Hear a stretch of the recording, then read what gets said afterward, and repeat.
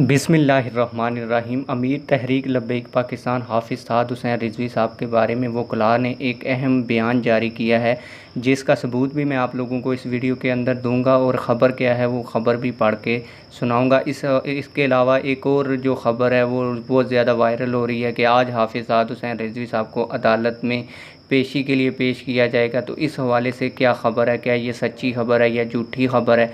लेकिन वीडियो शुरू करने से पहले आप लोगों से एक छोटी सी गुजारिश है, अगर आपने अभी तक चैनल सब्सक्राइब नहीं किया तो चैनल सब्सक्राइब कर दें और वीडियो को लाइक भी कर दें।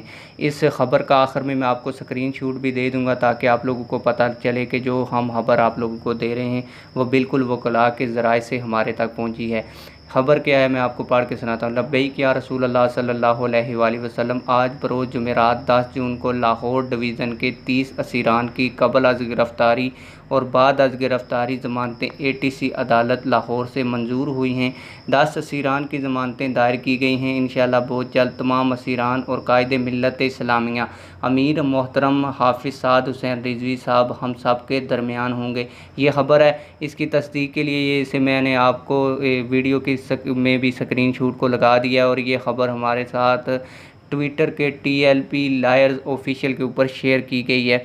इसके अलावा जो दूसरी ख़बर मैंने आपको बतानी थी कि क्या वाकई हाफ़िज़ साद हुसैन रिज़वी साहब की आज अदालत में पेशी होगी, तो इस हवाले से ख़बर ये है कि अगर आज हुकूमत हाफ़िज़ साद हुसैन रिज़वी साहब की नज़रबंदी यानी कि डिटेंशन को एक्सटेंड नहीं करती तो आज हाफ़िज़ साद हुसैन रिज़वी साहब को अदालत में पेश किया जा सकता है। लेकिन मुझे नहीं लगता कि आज PTI की हुकूमत उनकी डिटेंशन को ख़त्म कर दे, जो हालात व वाक़यात मुझे नज़र आ रहे हैं।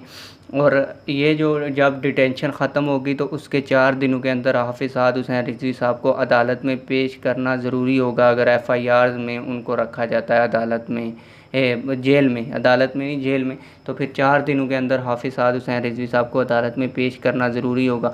बाकी अगर हुकूमत चाहे तो वो डिटेंशन ख़त्म करके उनको रिहा भी कर सकती है। उम्मीद करता हूँ तमाम इंफॉर्मेशन आप लोगों तक पहुँच गई होगी। इस वीडियो को लाइक करके जाएँ, चैनल को सब्सक्राइब करके जाएँ। मिलते हैं किसी और वीडियो में। वस्सलाम।